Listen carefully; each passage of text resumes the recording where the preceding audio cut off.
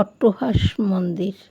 বীরভূম ও বর্ধমানের মাঝখানে এই অট্টহাস মন্দির।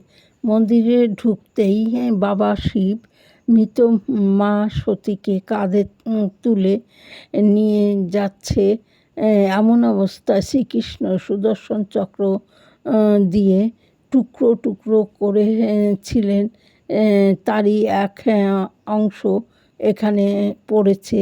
নিচের ঠোঁট এখানে পড়েছে মায়ের। এটা একটা শক্তিপীঠ। আমি অনেক দিন আগে এসেছিলাম, তখন খুব জঙ্গল ছিল, পাখির কলকাকলি খুব সুন্দর লেগেছে। পুজো হয়ে গেলে প্রথমে কাক শেয়ালকে প্রসাদ দিয়ে তারপর সবাইকে দেওয়া হতো। ঈশানী নদী গ্রীষ্মকালে জল থাকে না, বর্ষায় ভেসে যায়।